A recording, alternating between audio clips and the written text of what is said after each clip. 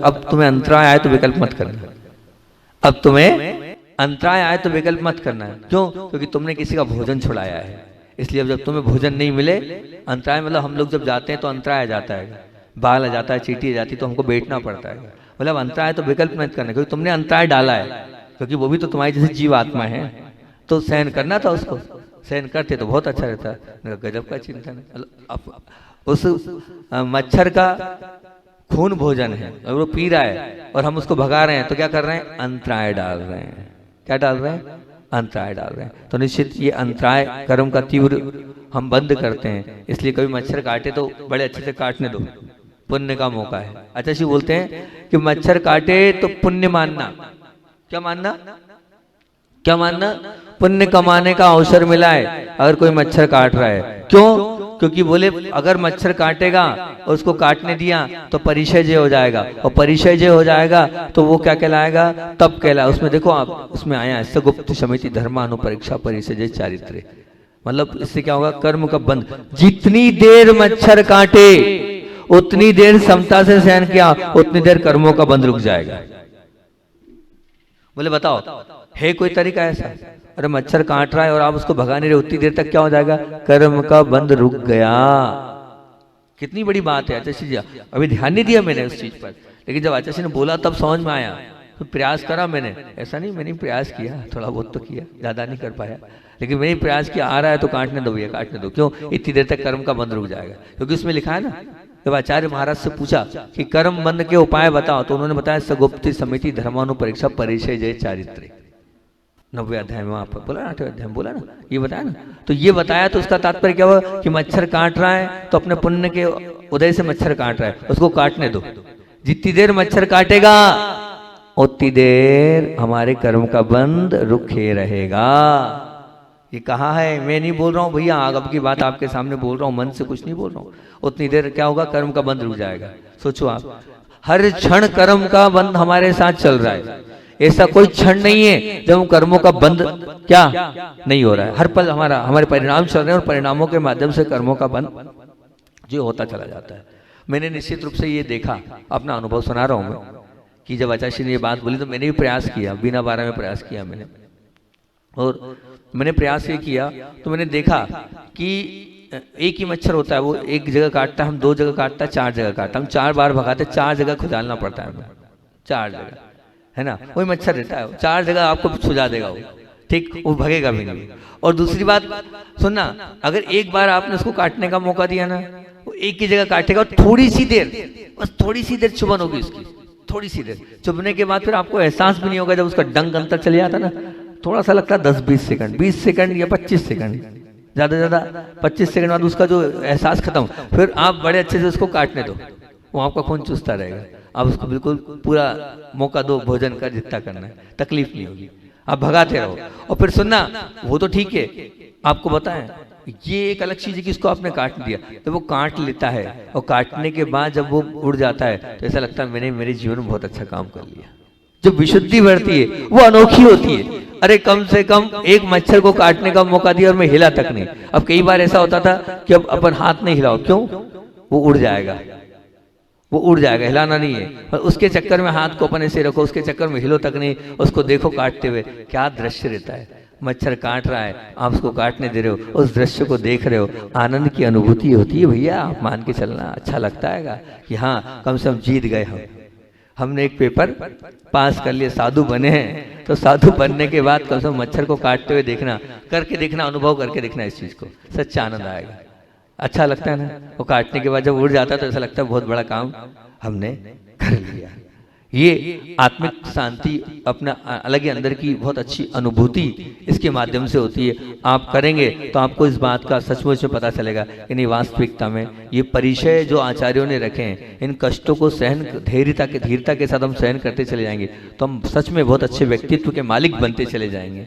कोई भी हो, चाहे शारीरिक हो चाहे प्राकृतिक हो, कोई भी इन सबको लेते जाएंगे। क्योंकि हमें प्रतिकूल परिस्थिति मिलती है और उन प्रतिकूल परिस्थितियों में भी अपनी क्षमता बना के रखें और जल्दबाजी ना करें, आद्रोत परिणाम ना करें। तो देखो क्या, देखो बहन बेटी सोनोने लग गई थी, उसके आहार नहीं हुए थे, तो है ना, हमारे आहार नहीं। मैं उसको देखकर एक संस्मरण कल ही सोचा तो सुनाऊंगा, भूल गया। बहुत अच्छा संस्मरण सुना रहा हूँ गुरुदेव का, सच में कभी कभी ये मतलब ऐसा घट जाता है तो बड़ा आश्चर्य, भूल गया, बहुत अच्छा संस्मरण सुना रहा हूँ गुरुदेव का, सच में। कभी कभी ये मतलब ऐसा घट जाता है तो बड़ा आश्चर्य होता है कि ये ऐसा भी होता है। मैं आपको बता रहा हूँ, बिहार करते हुए गुरुजी के साथ हम लोग नेमावर की ओर जा रहे थे, और नेमावर जा रहे थे तो नरसुल्लागंज करके एक स्थान है, वहां पूज्य गुरुदेव की आहारचर्या हुई। आहारचर्या हुई तो एक सज्जन के आहार हुए।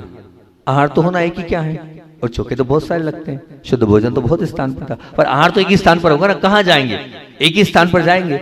अब सब क्या तो जाने से रहे, एक ही स्थान पर आहार हो गए। आहार हुए, आहार होने के पश्चात पूज्य गुरुदेव आ गए। अब वो बात तो आई गई हुई, योग संयोग की बात है कि कुछ वर्षों पश्चात पुनः उसी रोड पर हमारा जाना हुआ, और जब वहां कुछ समय पश्चात उसी रोड से उसी स्थान पर हमारा जाना हुआ, जाने के बाद हमने आचार्य श्री जी से बोला, आचार्य श्री जी पानी बहुत है, पानी बहुत गिर रहा था, इतना पानी गिर रहा था कि पूरे रोड पे पानी था, और हमने पूरी व्यवस्था ऐसी कर रखी थी कुछ गुरुदेव के लिए कि आचार्य श्री को ज़्यादा पानी में ना चलना पड़े, और थोड़ा स्वास्थ्य भी अनुकूल नहीं है, और आचार्य श्री को हिंट कर दिया, आचार्य श्री ये जब ये शुरू वाले सामने आसपास के चौके हैं, इतना हिंट, हालांकि पुण्य तेज था कि हम चाहे जो बोल लेते थे, नहीं तो गुरु जी के सामने ऐसी सब बातें करना बहुत टेढ़ी खीर होती है। फिर भी धीरे से आचार्य बात ही बात में वहाँ करते करते किसी महाराज जी की कुछ औषधि पूछी, आचार्य जी उनको क्या हो रहा है, कुछ नहीं हो रहा है, तब भी मैं पहुँच जाता था कुछ न पूछने की, महाराज जी उनको ऐसा हो रहा है, क्या चलाना है क्या नहीं चलाना है, आहार में धीरे से, अच्छा यही सामने कर दिए, एकदम डायरेक्ट तो बोल नहीं सकते उनसे, ये पास वाले चौके, पानी भी बहुत आ रहा है, सामने खड़े कर दिए पास वाले चौके, बहुत दूर दूर चौके हैं यहाँ, 2-3 किलोमीटर, इसलिए ये व्यवस्था बना दी, कोई महाराज जी अंतराय वगैरह वालों को कोई वो नहीं हो, इसलिए ऐसी व्यवस्था कर दी गई। ऐसा करके घुमाकर हमने बोल दिया।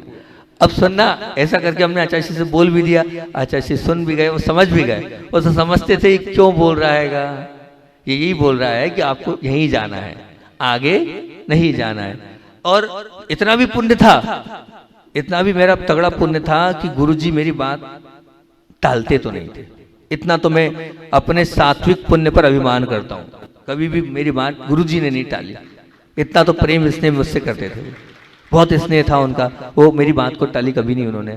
और मुझे विश्वास था कि आचार्य श्री लंबा नहीं जाएंगे, पर हुआ ये बाहर निकले, और निकलने के बाद वो आगे बढ़ते चले गए, आगे बढ़ते चले गए। मुझे लगा इतना इतने उससे तो आचार्य श्री को बता दिया था, अब परेशान आचार्य श्री भी होंगे और सब परेशान होंगे, अब ठीक है चलो कोई बात नहीं, ठीक है। और वो किसी एक आगे जाकर एक ऐसे स्थान पर, ना मैं जानता हूँ ना कोई, मैं समझता कमेटी वाले क्या जाएंगे, साथ में नेमार वाले चल रहे हैं, 2 लोग उनके आहार हो जाएंगे, इनके आहार हो जाएंगे, साथ कोई क्या, एक अजीब, एक बिल्कुल नए व्यक्ति के सामने खड़े हुए। जब सामने जाकर खड़े हुए तो अब मानना आप, जब देखो वहां खड़े होने के बाद में पता चला कि जब 4 साल 5 साल पहले आचार्य श्री आए थे, तब 4-5 साल पहले ये व्यक्ति ने भी शुद्ध भोजन लगाया था, और इसने उस समय ये भावना भाई कि मेरा ऐसा कौन सा पाप कर्म का उदय कि मेरे यहाँ गुरु के चरण नहीं पड़े, और उसने उसी वक्त ये नियम ले लिया मंदिर में भगवान सामने कि जब तक मेरे यहाँ गुरु के हानि होंगे तब तक एक आसन करूंगा मैं।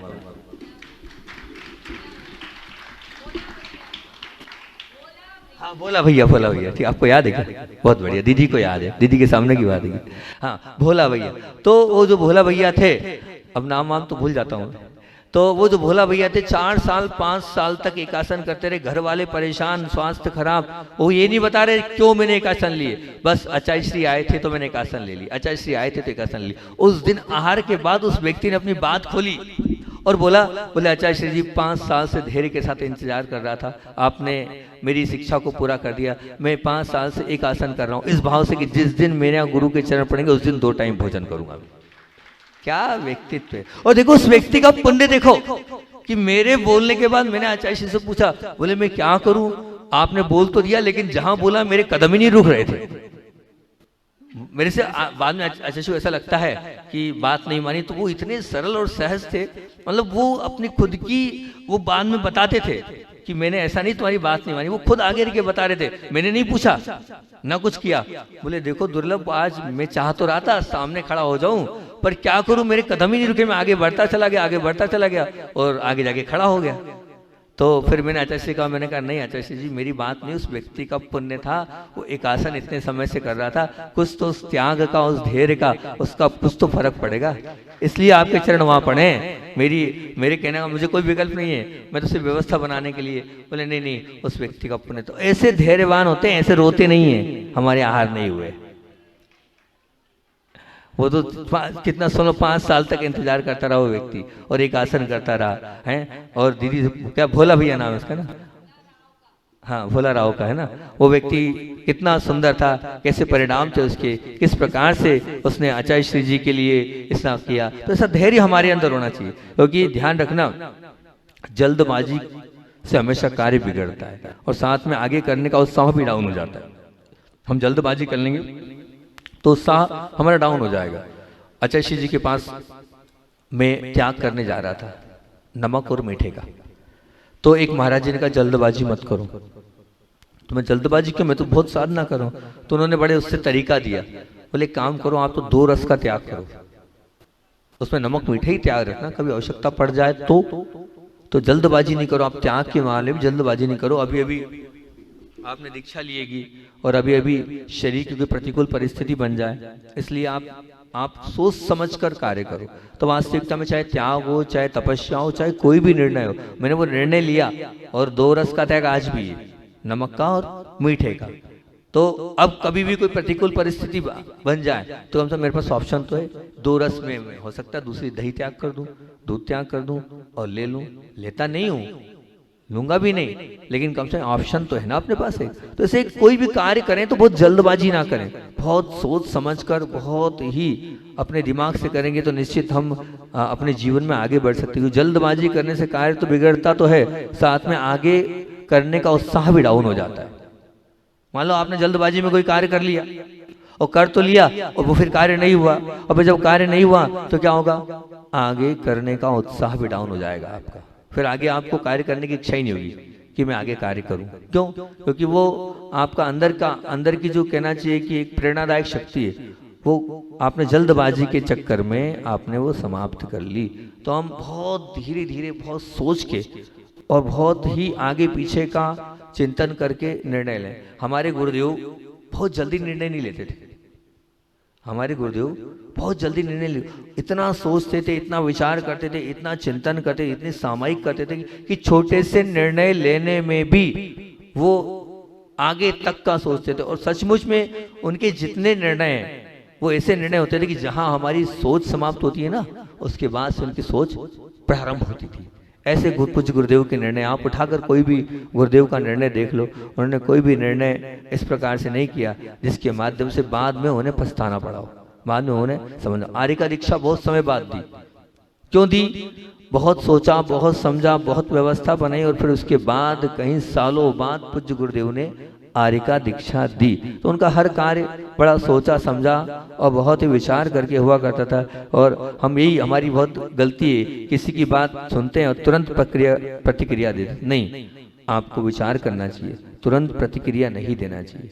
आप अगर तुरंत प्रतिक्रिया देने वाले व्यक्ति तो बन जाएंगे तो निश्चित रूप से पहले सुनने के बाद विचार करें, और विचार करने के बाद ही आप जवाब दें। कभी कभी आपकी प्रतिक्रिया का ऐसा प्रभाव पड़ जाता है। एक बार की घटना आपको बताता हूँ कि हुआ ये, सुनना, बहुत ध्यान से सुनना, सत्य घटना। मैंने आपसे कहा ना मुझे सत्य घटनाएं पसंद है, और मैं सत्य घटना ही आप लोगों को सुनाता हूँ।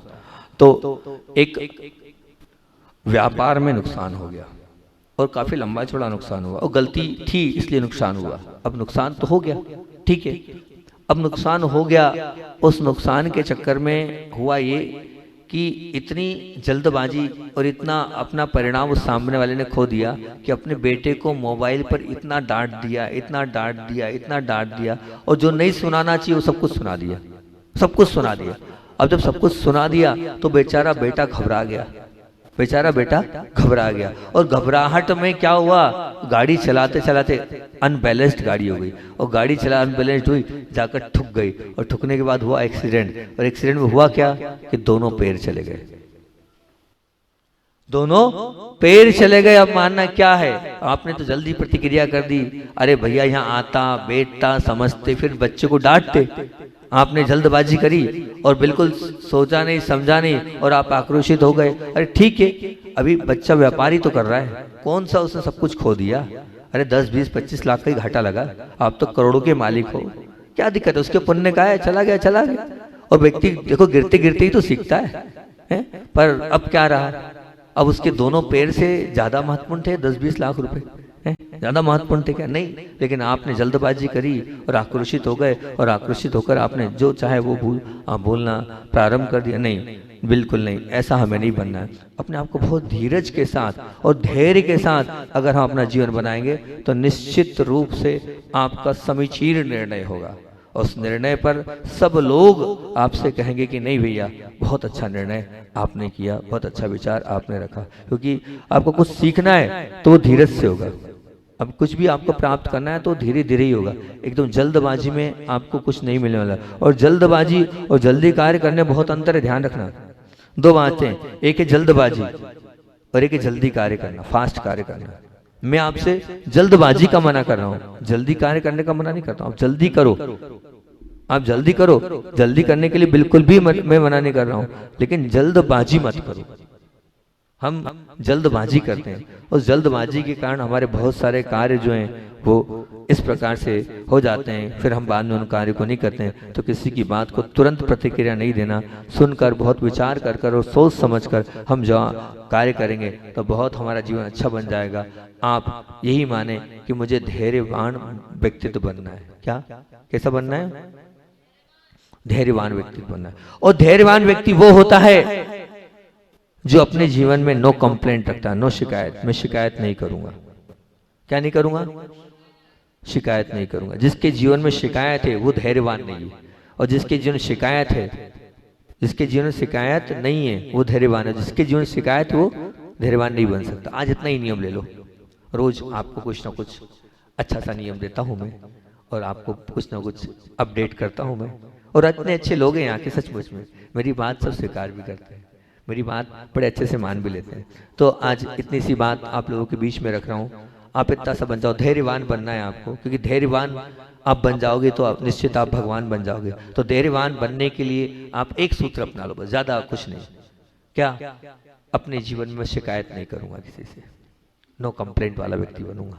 आप बन सकते हैं इतने अच्छे, कोई शिकायत नहीं, किसी प्रकार की। नमक नहीं मिला कोई दिक्कत नहीं, है ना, भोजन नहीं मिला कोई दिक्कत नहीं, कपड़े नहीं मिले कोई दिक्कत नहीं, और कोई प्रतिकूल परिस्थिति हुई कोई दिक्कत नहीं। मेरा जीवन शिकायत भरा जीवन नहीं बनूंगा, निश्चित रूप से। मुझे अच्छा जीवन बनाना है। शिकायत करके होगा क्या? मेरे कर्म के उदय से मुझे मिल गया है, और बस उसे मुझे एक्सेप्ट करना है, उसे मुझे स्वीकार करना है, उसे मुझे हंसते हंसते झेलना है। तो हंसते हंसते आप अगर मान लोगे उसको तो बहुत अच्छी बातें। शिकायत करते रहो, करते रहो। शिकायत करने से कुछ होना तो है नहीं, उल्टा और काम बिगड़ना है, आपके परिणाम भी खराब होंगे, और होता होता कार्य भी नहीं होगा। कई बार तो होता ये, आपको मिलना तो था लेकिन आप इतनी शिकायत कर देते हो और इतना पाप इकट्ठा कर लेते हो, फिर वो जीवन में कभी कोई वस्तु मिलती नहीं। तो आज इतना हो जाए, छोटा सा नियम है, ज्यादा बड़ा तो नहीं है, कि प्रयास करूंगा कि मैं अपने जीवन में कभी शिकायत नहीं करूं। हो जाएगा? बोलो तो सही, हाँ या ना? प्रयास करेंगे। क्यों महाराज, बहुत बड़ा काम बोल दिया आपने, बहुत बड़ी बात बोल दी। हम इतना बड़ा चैलेंज कैसे स्वीकार कर लें, इतनी बड़ी बात को कैसे एक्सेप्ट कर लें? नहीं हो पाएगा। बोलो ना, आपको गुड नेचर का मालिक बनना है, और यू से मैंने कहा अनलिमिटेड पेशेंस चाहिए, अमर्यादित धैर्य चाहिए, और धैर्य का बीजारोपण मैं करा रहा हूँ। आप धैर्यशाली बनना चाहते हैं, धीरता, जैसे पूज्य धीर सागर जी का इतना सुंदर उदाहरण मैंने आपको दिया। क्या उदाहरण है, मैं तो उससे मोटिवेट होता हूँ। बिल्कुल वो नसरुल्लागंज के भाई का, भोला भाई रावका का उदाहरण दिया आपको मैंने। क्या धैर्यवान पुरुष है वो। इतने अच्छे दो उदाहरण आपके बीच में रख रहा हूँ। उस माँ का उदाहरण मैंने आपको दिया जो अपने पति को पराये घर जाते देख रही है, फिर भी चुपचाप सब सहन कर रही है। ऐसा धैर्यवान व्यक्ति तो क्या मिलेगा भैया, कहाँ मिलेंगे ऐसे? तीनों उदाहरण इतने सुंदर आपके बीच में धैर्य के मैंने आपके बीच में रखे हैं, और उसके बावजूद आपको भी वैसे बनना चाहिए, उस माँ के जैसे बनना चाहिए, पूज्य महाराज जी जैसे बनना चाहिए, उस श्रावक के जैसे बनना चाहिए कि हम धैर्य के साथ सब कुछ, कभी शिकायत नहीं करेंगे। बोलो, कभी आंख से आंसू नहीं बहाएंगे, कभी मांग नहीं करेंगे, कभी हाथ नहीं फैलाएंगे, अपने पुण्य पर भरोसा रखेंगे, और जो मिल जाएगा उसे स्वीकार कर लेंगे। पर कभी नो कंप्लेंट और नो कंपटीशन वाला जीवन जिएंगे। हो जाएगा। अरे कोई तो बोलो हाँ महाराज करेंगे, आपकी बात थोड़ी टालेंगे, गुरु की बात थोड़ी टाली जाती है, सबकी बात टाली जाती है, लेकिन गुरु के मुख से जो निकलता है उसको तो हम स्वीकार करेंगे। करोगे ना? बोलो सब। क्या करना है बोलो? मुझे किसी से शिकायत क्या नहीं करना है? बोलो तो सही, मुख से बोलो। मुझे किसी से शिकायत, कोई शिकायत नहीं करोगे? पक्का? जो मिल जाएगा ले लोगे, जो मिल जाएगा रख लोगे? पक्का? इधर माताएं, साड़ी नहीं मिली तो काम चल जाएगा? आभूषण गहने नहीं मिले तो काम चल जाएगा? नहीं, कौन नहीं बोल रहा है? अरे टूटे फूटे आभूषण पहन लेना, फटे पुराने कपड़े पहन लेना, जो मिल जाए वो ले लेना, लेकिन शिकायत मत करना। और अच्छा चलो एक काम करो, इतना मैं भी आप पर प्रेशर नहीं दे रहा हूं, ठीक? आप एक काम करो, कुछ समय के लिए नियम ले लो, क्योंकि देखो जिंदगी भर जिस चीज को, मैं अभी बहुत बड़ी जिंदगी है, और बहुत बड़ी जिंदगी में हम ये बहुत बड़ी बात है, साधुओं का काम है। मैं ये मानता हूँ साधुओं का हम, साधु ही शिकायत भरे हैं, तो फिर अब श्रावक तो क्या होंगे? तो चलो थोड़े बहुत समय के लिए आप कमिटमेंट कर दो। अरे क्या बात है, सोच समझ के बोलना। 4 महीने शिकायत नहीं करोगी, ना पापा से, ना मम्मी से, ना किसी से? थोड़ी बहुत नहीं, पूरी करो। हमने समय बांध दिया, बिल्कुल नो कंप्लेंट। चलो उसका भी चारा दे देता हूं आपको मैं। अगर मान लो आपसे गलती हो जाए, ठीक, कि आपने मान लीजिए शिकायत मान लो करना था, नहीं करना था और कर दी, ठीक है ना? तो उसके लिए एक कोई ना कोई बहुत अच्छा मंत्र आप कर लेना, 9 बार या 1 माला। हमने 1 बार शिकायत करी तो कर लेंगे। और रास्ता दे दे रहा हूँ, देखो एकदम तो छूटेगा नहीं, वो गलती हो जाएगी, होगी ही, निश्चित होगी। तो उसका आपको कोई ना कोई अच्छा सा मंत्र दे रहा हूँ। क्या? ओम ओम नमः का जाप करना है, इच्छा पूर्ति। इच्छा ये है कि मुझे शिकायत नहीं करना, ये मेरी इच्छा है। अपना तप कल्याण का मंत्र है ना, ओम ओम नमः। तो सुनो, ओम ओम नमः का जाप करना, ओम ओम नमः का जाप करना। हे भगवान मुझसे गलती, लेकिन मेरी अब इच्छा है कि मेरा शिकायत से रहित जीवन बने। तो आप 9 बार ले लेना, ज्यादा बार नहीं, ठीक? जो चाहता है वो एक माला फेरना। कौन सा जाप? ओम ओम नमः। पहली बात तो शिकायत करना नहीं, और शिकायत हो जाए तो फिर ओम ओम नमः की जाप करना है ना? अब तो और इजी, इससे ज्यादा सस्ता क्या माल करूं मैं? इससे ज्यादा इजी क्या करूं मैं? इतना सस्ता तो कर ही दिया। सब मानेंगे मेरी बात को? उधर भैया सब मान जाओगे? ओम ओम नमः पक्का? की शिकायत ही करते रहोगे। ध्यान रखना, शिकायत करने वाली आत्मा जो होती है ना, वो निश्चित रूप से दुर्गति में जाती है। त्रियंच और नरक पर्याय को उसको भोगना होगा। और जो शिकायत से रहित आत्मा होती है, उस स्वर्ग में ऊपर उच्च श्रेणी के स्वर्गों में जाती है, ठीक? वैभवशाली पद चाहिए ना, शिकायत से भरा जीवन नहीं रखना, ठीक है ना? तो आपने ये बोल दिया है हम शिकायत नहीं करेंगे, और बहुत सुंदर सा मंत्र दे दिया, ओम ओम नमः। क्या बोलना है? ओम ओम नमः, ओम ओम नमः। अगर शिकायत कर दी तो आपको ये बोलना है। निश्चित रूप से आप मेरी इतनी सी बात मान लोगे और ये वाला एक छोटा सा नियम ले लोगे कि मैं अपना जीवन शिकायत से रहित बनाऊं, तो आप आज नहीं तो कल निश्चित मान के चलना, भगवान के बाजू में, राम भगवान के बाजू में, कृष्ण भगवान के बाजू में, हनुमान जी के बाजू में बैठने की ताकत आत्मसात कर लोगे।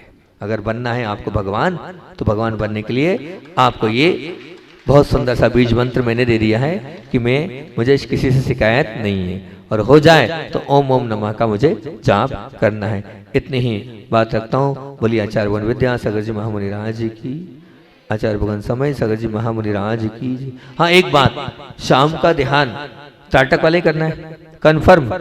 तो अभी हाल तुरंत ये सब उठते ही आप पूरी व्यवस्था बना लेना, और सब अपने अपने घर से घी का दीपक लेके आना, ठीक है ना? पिछली बार 2 बार कराया था। अभी हमारे भैया जी बोलते हैं हमसे, आशीष पुन्यास जी बोले 1200 लगते हैं रामदेव बाबा के पास, तो अपन यहाँ कितने रुपए रख लें? 500 रख लें, गौशाला का फायदा हो जाएगा। बोले वहाँ 1200 लगते हैं एक टिकट के, टाटक वाले ध्यान के। तो कोई नहीं, बिल्कुल नहीं, हम नहीं मांगेंगे। हाँ जिसको देना हो वो पड़ी गौशाला की दान पेटी, जिसको डालना है डाल सकता है ना? गौशाला की दान की पेटी रखी, उस पर डाल सकता है। 1200 की तो नहीं, जितनी आप डालना चाहे आप डाल सकते हैं। और इसके फायदे मैंने आपको बताया, अचिंत प्रभाव है। इसके माध्यम से जिनकी आंखों का चश्मा है वो उतर जाता है, जिनकी आंखें कमजोर है वो ठीक हो जाती है, जिनके पेट ठीक नहीं वो ठीक हो जाते हैं, जिनकी बुद्धि कमजोर है वो ठीक होती है, जिनका क्षोभसम मतलब अपने आप को एकाग्रता बनाता है और एकाग्रता बढ़ जाती है। और ये तो एक घास फूस है, इसके सच्ची साधना का फल ही होता है। मैंने आज रात में किया, आज रात को बैठ गया था मैं, और आज रात को लगभग यहाँ से जब स्वाध्याय के बाद बैठा तो जितना मैंने नियम ले लिया था कि जितना घी है तो उतनी देर तक रहे, तो वो दीपक बुझते बुझते 1:15 बजे तक बुझ जाता, फिर उसके बाद बिना दीपक के बैठे रहे। मैंने कहा तो आपको बता रहे हैं कि इससे इतनी एकाग्रता, इतनी स्थिरता बढ़ती है, इतना आपके जीवन में इस त्राटक के माध्यम से जो सबसे बड़ी सिद्धि होती है वो सिक्स सेंस जागती है। मतलब आपको आगे पीछे का दिखने लगेगा, क्या आगे पीछे का है क्या है, ये सब कुछ अपने आप विजुअलाइज होने लगेगा। आप निमित्त ज्ञानी बन जाएंगे इस त्राटक ध्यान के माध्यम से। तो आप इस त्राटक ध्यान को बहुत अच्छे से स्थिरता से करें। पेट आदि ठीक होना तो ये इसलिए होता है, क्यों? अच्छा, आप जिनने पिछली बार अनुभव किया, मैं उससे एक प्रश्न पूछता हूं कि इस त्राटक को जब हमने कराया तो आपका पेट अंदर बाहर हो रहा होगा, हो रहा था नहीं हो रहा था? हो रहा था, पेट अंदर बाहर। तो जो पेट अंदर बाहर सहज रूप से होता है, जब हम किसी एक स्थिर चीज पर आ जाते हैं, जैसे मैं ये वाला त्राटक करता हूँ, इसको शांभवी मुद्रा बोलते हैं, लोग डर जाते हैं जब मैं करता हूँ।